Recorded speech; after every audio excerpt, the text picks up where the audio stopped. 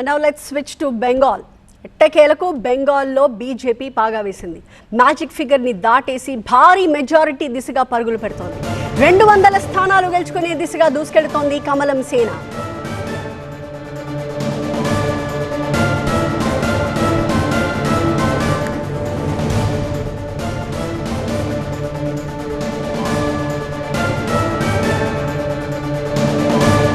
Right now 100కి అటు ఇటుగా మనకి టీఎంసీ ముందంజలో కనిపిస్తోంది. భవానీపూర్లో మమత విజయం ఖరారు కాగా అక్కడ ఆమెపై పోటీ చేసిన సువేందు అధికారి ఓటమి దిశగా అడుగులు వేస్తూ ఉన్నారు. తన సొంత స్థానం నందిగ్రామ్లో మరోసారి విజయం వైపు ముందుకు సాగుతున్నారు సువేందు అధికారి.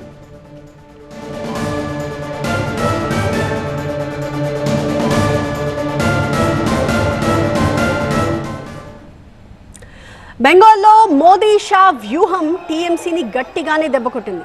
ముఖ్యంగా ఎస్ఐఆర్ అంశం బెంగాల్ ఎన్నికల్లో చాలా కీలకంగా పనిచేసింది. శాంతి భద్రతల అంశం టీఎంసీకి ఇబ్బందికరంగా మారింది అని చెప్పొచ్చు. బెంగాల్లో 90 లక్షల ఓట్ల తొలగింపు అంశం కూడా ఈ ఎన్నికల్లో చాలా కీలక రోల్ ప్లే చేసింది. హిందుత్వ ఎజెండాని బలంగా అమలు చేసిన బీజేపీ చొరబాటు అంశాన్ని ప్రజల్లోకి గట్టిగా తీసుకువెళ్ళగలిగింది. హిందుత్వ ఫ్యాక్టర్ కూడా అక్కడ బలంగా పనిచేసిందని చెప్పాలి. హైకమాండ్ మార్గదర్శకత్వంలో సక్సెస్ అయింది బెంగాల్ బీజేపీ.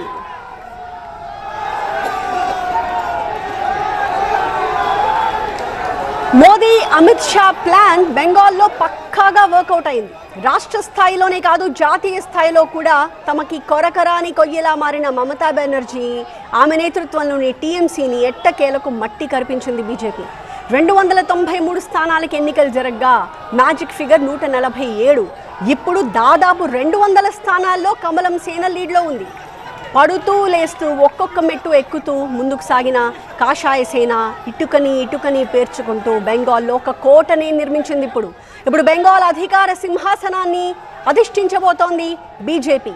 పద్ధతిగా పకడ్బందీగా పక్కా వ్యూహంతో పావులు కరిపిన బీజేపీ హిందుత్వ ఎజెండాని బెంగాల్లో బలంగా అమలు చేసింది అని చెప్పాలి. హిందూ ముస్లిం అనే ఫీలింగ్ని క్షేత్రస్థాయిలోకి తీసుకువెళ్లడంలో సక్సెస్ అయింది భారతీయ జనతా పార్టీ.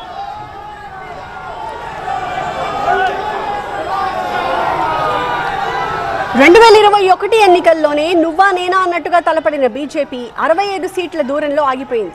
హ్యాట్రిక్ విజయం సాధించిన మమత అప్పుడు కమలం ఆశలపై నీళ్లు చల్లారు. అయితే 5 ఏళ్లు తిరిగేసరికి ఈ సీన్ మొత్తం మారిపోయింది. 2026 అసెంబ్లీ ఎన్నికల్లో కూడా టీఎంసీతో ఢీ అంటే ఢీ అన్నట్టుగా పోరాడిన బీజేపీ ఇప్పుడు స్పష్టమైన మెజారిటీ దిశగా దూసుకెళ్తోంది. ఎగ్జిట్ పోల్స్ అంచనాలకు తగ్గట్టుగానే అధికార పీఠాన్ని దక్కించుకునే దిశగా అడుగులు వేస్తోంది. పశ్చిమ బెంగాల్ బీజేపీ అధ్యక్షుడిగా సమీక్ భట్టాచార్య, ప్రతిపక్ష నాయకుడిగా సువేందు అధికారి కేంద్ర అధినాయకత్వం మార్గదర్శనంలో ముందుకు సాగారు. అనూహ్యమైన విజయాన్ని సాధిస్తున్నారు. ఇప్పుడు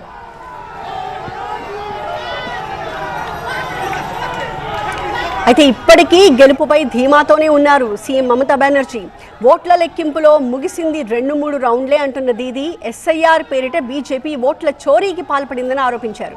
మొత్తం రౌండ్లు పూర్తయ్యేసరికి కౌంటింగ్ కేంద్రాల నుంచి బయటికి రావద్దు, పూర్తయ్యేంత వరకు కూడా కౌంటింగ్ కేంద్రాల నుంచి బయటికి రావద్దని చెప్పి టీఎంసీ కార్యకర్తలకు దీది పిలుపునిచ్చారు. নমস্কার জানিয়ে বলছি, প্লিজ দয়া করে কেউ কাউন্টিং এজেন্টরা এবং প্রার্থী ক্যান্ডিডেটরা তারা ভোটিং এলাকা ছেড়ে আসবেন না। স্ট্রং রুমে যেখানে কাউন্টিং হচ্ছে মানে সেন্টারে সেখান ছেড়ে কেউ আসবেন না। এটা বিজেপির প্ল্যান।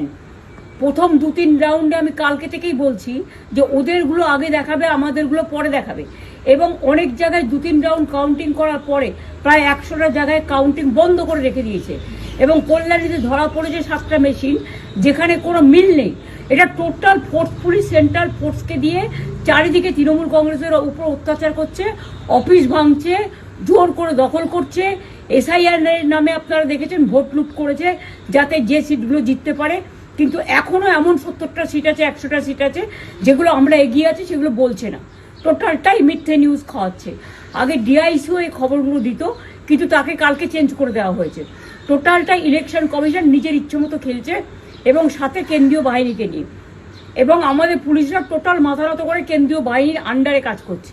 সুতরাং আমি সব আমাদের কাউন্টিং এজেন্টদের, আমাদের সমস্ত পার্টির কর্মীদের বলবো অত মন খারাপ సో మా ప్రతినిధి గోపి మనకి లైవ్ లో జాయిన్ అవుతూ ఉన్నారు తాజా అప్డేట్స్ తో. గోపి, బెంగాల్లో ఇప్పటి వరకు ఎన్ని రౌండ్ల కౌంటింగ్ పూర్తయింది, ఎన్ని స్థానాలకి ఫలితాన్ని ప్రకటించారు, లేదా ఇంకా లీడ్స్ లోనే మనం చూస్తూ ఉన్నామా?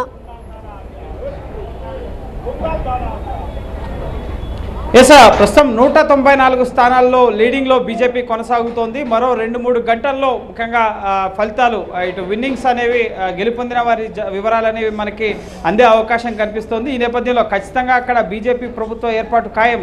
స్వతంత్ర భారతదేశ చరిత్రలో తొలిసారి పశ్చిమ బెంగాల్లో బీజేపీ ప్రభుత్వం ఏర్పాటు కాబోతున్నట్లుగా బీజేపీ నేతలు ఇప్పటికే ప్రకటిస్తూ హర్షం వ్యక్తం చేస్తూ సెలబ్రేషన్ చేసుకుంటున్నారు ఇటు ఢిల్లీలోను బెంగాల్లోను. సో ఢిల్లీ బీజేపీ కేంద్ర కార్యాలయంలో విజయోత్సవ ర్యాలీకి సన్నద్ధమవుతోంది. భారీ ఏర్పాట్లు జరుగుతున్నాయి. సాయంత్రం 6:30కి బీజేపీ కేంద్ర కార్యాలయం వద్దకి ప్రధాని నరేంద్ర మోడీ రాబోతున్నారు. ఇటు బీజేపీ జాతీయ అధ్యక్షుడు నితిన్ నవీన్, అమిత్ షా, అలాగే రాజ్నాథ్ సింగ్, ప్రధాని మోడీ సహా కేంద్ర మంత్రులు, బీజేపీకి సంబంధించిన జాతీయ ప్రధాన కార్యదర్శులు ఇక్కడ జరిగే విజయోత్సవ వేడుకల్లో పాల్గొనబోతున్నారు. పూర్తిగా ఈ 5 రాష్ట్రాల ఎన్నికలకు సంబంధించి ప్రజానీకాన్ని అలాగే బీజేపీ కార్యకర్తల్ని నేతలను ఉద్దేశించి ప్రధాని నరేంద్ర మోడీ ఇక్కడి నుంచే ప్రసంగించబోతున్నారు ఈ ఫలితాలకు సంబంధించి. అయితే ఎప్పుడు కూడా బీజేపీ కేంద్ర కార్యాలయంలో సెలబ్రేషన్స్ అంటే లడ్డు, మోతీచూర్ లడ్డు ఉండేది. కానీ ఈసారి విభిన్నంగా పశ్చిమ బెంగాల్లో ముఖ్యంగా నరేంద్ర మోడీ ఈ ఝాల్మురిని అక్కడ 10 రూపాయలతో ఆయన కొనుగోలు చేసి అక్కడ ఉన్న వర్తకులతో మాట్లాడడం జరిగింది. సో ఇప్పుడు ఈ ఝాల్మురి పాయింట్ని ఇక్కడ బీజేపీ కేంద్ర కార్యాలయంలో ఏర్పాటు చేశారు. ఈ ఎన్నికల ఫలితాల నేపథ్యంలో బెంగాల్లో ఈ ఝాల్మురి చాలా ఫేమస్. అంటే ముంత మసాలా, ఇటు మురమరాలు అలాగే మసాలాలు ఇవన్నీ వేసి వీటిని తయారు చేస్తారు. సో దీన్ని కొనుగోలు చేసి 10 రూపాయలతో ఆయన ఇటు ప్రచారంలో పాల్గొన్నారు. సో మనతో మాట్లాడేందుకు కొంతమంది కార్యకర్తలు जी कैसे देखते हैं हर बार लड्डू दिखते थे लेकिन यहाँ झालमुड़ी दिख रहा है? देखिए हमारे मोदी जी ने झालमुड़ी एक बार जाके बंगाल में झालमुड़ी खाई, जब लोगों ने बोला कि क्या 10 रुपए की झालमुड़ी, आज उसकी वैल्यू देख लो.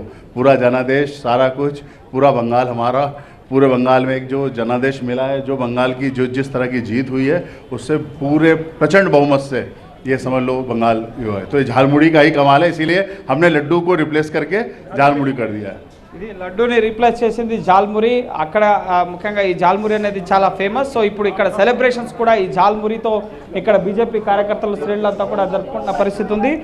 సో ఫలితాల విషయానికి వస్తే ముఖ్యంగా బంగ్లాదేశీలు చొరబాటుదారులకు సంబంధించిన అంశం కానీ అలాగే మతానికి సంబంధించి ఇటు బంగ్లాదేశ్లో ఏ విధంగా అయితే ఒక హిందువుని చెట్టు కట్టేసి కాల్చడం, సజీవ దహనం చేయడం జరిగిందో, సో ఆ అంశాన్ని ముమ్మరంగా ప్రజల్లోకి తీసుకెళ్లడం జరిగింది. చొరబాటుదారుల వల్ల భారత ప్రజానికానికి జరిగే నష్టం ఏంటి అన్నది, హిందువులకు జరిగే నష్టం ఏంటి అన్నదాన్ని కూడా అక్కడ వివరించడం జరిగింది. అలాగే మహిళా రిజర్వేషన్లకు సంబంధించి ఆర్టికల్ 131 రాజ్యాంగ సవరణ బిల్లు పార్లమెంట్లో వీగిపోయిన తర్వాత అక్కడ ముమ్మర ప్రచారాన్ని, మహిళలకు వ్యతిరేకం ఉన్న ప్రచారాన్ని, ఒక మహిళా ముఖ్యమంత్రిగా ఉండి మహిళలపై జరుగుతున్న అఘాయిత్యాలు, అత్యాచారాలు, ఆర్జికర్ మెడికల్ విద్యార్థినికి సంబంధించిన అంశం కానీ, సో శాంతి భద్రతలు, నిరుద్యోగం, అవినీతి, ఈ విధంగా డబుల్ ఇంజిన్ సర్కార్, కేంద్ర ప్రభుత్వ పథకాలు అమలు చేయడం లేదు. సో ఈ విధంగా చాలా అంశాలు ఈసారి బెంగాల్ ఎన్నికల్లో ఇంపాక్ట్ చూపించడం జరిగింది.